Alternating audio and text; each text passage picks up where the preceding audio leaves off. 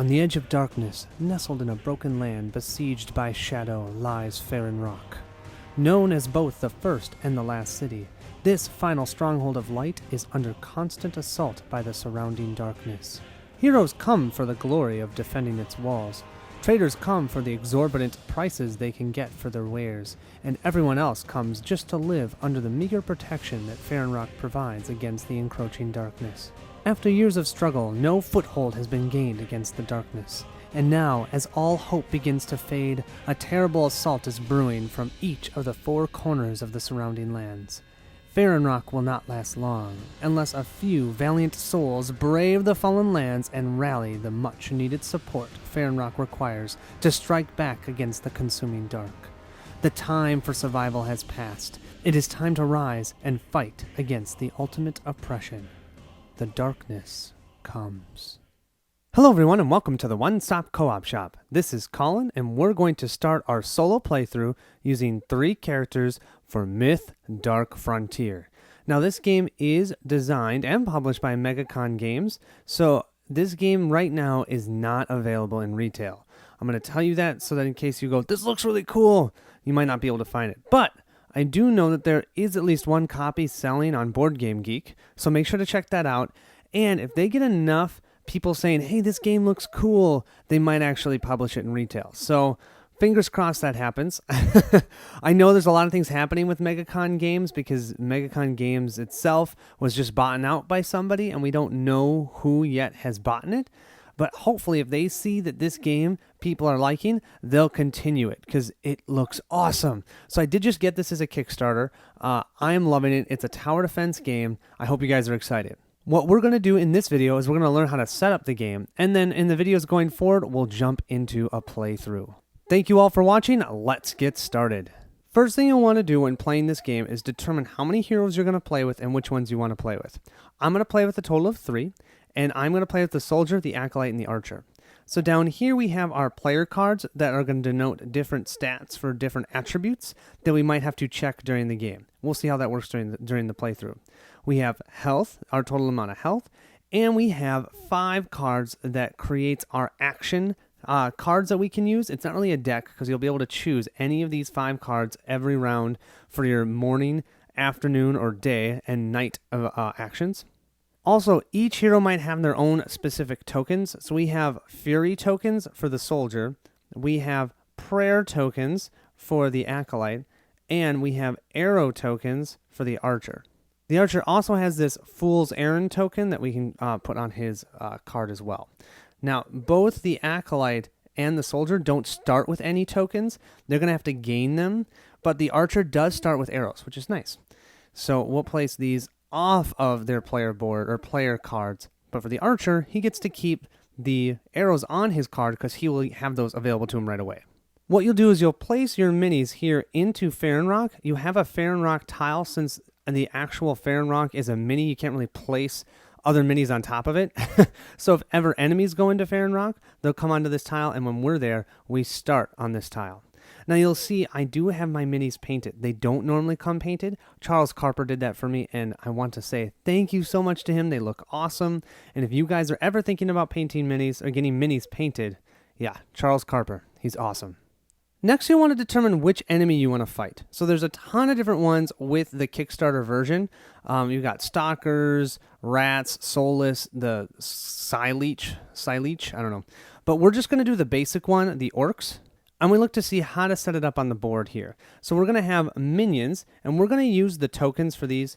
So we'll have minions around the entire outside of Farrenroc, and then we'll have 1 leader or grubber here, 1 grubber here, and 1 grubber here. 1, 2, 3. Not the 4th player one. We'll also place Orcneas off to the side. If he ever comes into the game, we move to a fully different stage of the game called the Siege phase. And we no longer can try and complete objectives. We're going to have to just beat the boss, otherwise we lose. That's the cool part about the game. We're going to start with objectives, but then if we can't complete those objectives in time, we will move to a boss fight. So in each of these spots, we'll place a minion token.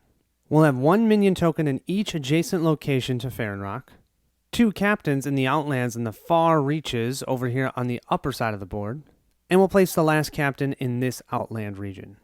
We'll then flip this board from this side to this side. And here, we're going to have the 3 tracks of corruption, devastation, and despair. We'll place a token denoting the beginning of these trackers. And if ever any one of these gets all the way to this space, so you can see there's 10 spaces as they move around. If they ever get to this spot, we immediately move into siege, and we can no longer complete objectives to win the game, but instead we have to defeat the boss. We also have up here the special abilities of each type of enemy. So we'll have grubbers, which are our minions, the muckers, which is our captains, and then Orkneas, our boss. So I keep talking about objectives, but we haven't even seen them yet. So what we're going to do now is set up our 3 objectives. We have our influence objective, our supply objective, and our hope objective. Now you might be going, well, what the heck are these things? Well, they're actual resources. So we're going to be gaining, it's a little bit of a resource management game, because we're going to be gaining resources of these types. That's definitely hope. And what we're going to be doing is trying to complete one of each of these types of objectives. An influence objective, a supply objective, and a hope objective. If we complete all 3 of those objectives, then what we can do is reveal the final objective to win the game. But if at any time one of those tracks gets too far down its track and gets to the end of it, for either corruption, devastation, or despair, boom. The boss Orkneas comes out, and then we have to fight him to win. So what we're going to do, we'll take all of these off, is we're going to randomly draw one of each type. So our influence objective will be within the villages. Our supply objective will be within the ruins. And that's something, why I'm doing all 3 right away, is we can't have them in the same locations. So I'm just going to see this 3rd one. We have the dungeon. Wow, all 3 that are different. Then the final objective, I'll just shuffle these up. And then we grab one, but we don't even look at it. So I'm not going to know what that is until we've completed these 3 objectives. The rest of these objectives can just go back into the box. After picking out your 3 objectives, this is what your objective board will look like. You'll have 1 for each type. And let's look at these in detail, as these are going to help us determine what we're going to do as actions throughout the game. Our influence objective is spreading fear. Doomsayers have been inciting hysteria in villages, denouncing the heroes and their allies. Locate these allies to help show the people that they are not alone and you stand strong against the darkness. So how we resolve this is we have to be in a location with an influence objective marker, okay? And those are going to be in villages. That's letting us know where they're going to be. We then have to do an encounter. And then after resolving that action, we must test cunning. And how we test cunning is we look to see what someone's cunning is. So, for example, the Acolyte's cunning is 1. And we roll a d10. So I'll roll this d10. It's off the board, but okay, I rolled a 5. Since I rolled a 5, it's less than the 8 I failed. I have to roll an 8 or higher in order to succeed at this test. Now, for each ally, the hero's exhaust reduce the skill test by 1. So if I had 2 allies, I could have reduced that down to 6. I still would have failed, but if I had succeeded, so let's say I had gotten an 8 on this, okay? If I had succeeded, then I have to spend 3 influence and 2 hope to claim the actual objective token in my location, and I have to do that in all 3 of the locations on the board that will have these objective locations. There's 1 objective location for each player. So if I'm playing with 2 players, there'll only be 2 objective tokens, but we're going to have 3 because there's 3 players. If we failed, we would have to discard 1 stability. And stability, you'll see how that works in the playthrough. For our supply objective, we have gaining a foothold. The first knight of Farrenroc has come to you with a task. Help this engineer build stronger fortifications with a new design. This will help secure the city and his men from enemy assaults. So how we do this is we do the action Fortify, and then after resolving this action card, test Influence 8, roll 1 additional d10 if there's at least 3 structures in play. Whoa! That is cool. And in order to do that, though, we'll have to spend 4 supply and 1 influence to claim that objective. And if we fail, we have to discard 1 supply and 1 influence. Our third and final objective is Hope, Essence of Suffering. It is said that only those who understand true suffering can bring peace to the Shadowlands. Brave the dungeons and explore their depths to deliver hope to the people and fear to the enemy. So we'll have to do an encounter action. After resolving this action card, test Tactics 8. Roll 1 additional d10 for every 2 points of damage you have. Whoa, so the more damage you have more dice you can roll. If we succeed, you have to spend 4 hope and 1 influence, or we just suffer 2 damage. Wow, that could kill us potentially. Okay, we got to be careful. Next, what you'll do is you'll look at those objective cards and find the locations on the board that you can place these objective tokens. For example, this says the ruins. That is where our supply objectives are, and this flame icon shows 2 for 2 players. So at a 2-player count, we would need to put an objective token here for supply. So we can do that fortify action in this location and then try and resolve that objective card. And we can then claim this objective token. So I've set it up for our 3 objectives that we have. Our influence ones, we've got these 3 villages here, here, and here. For our supply, we have our ruins here, here, and here. And for our hope, we have the dungeons, 1 way down here, 1 over here, and 1 way over here. That's the first time I've had one where I've always had one in the villages, the sanctuary as well. So the dungeons are all kind of far away from Farrenroc. It's going to make it a little harder to get out there to those ones.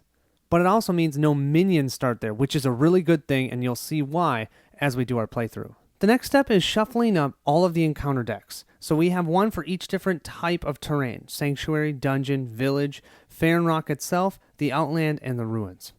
You'll also want to grab your quest deck. Give your quest deck a good shuffle, and this is going to be our first quest. Here's our first quest. If someone is in the sanctuary, they can try and resolve a skill test for the spirit and see if they can roll a 6 or higher. If they succeed, they get this. If they fail, this happens. When the enemies draw their scheme card, we have to resolve this effect down here. And you'll see how that works during the playthrough.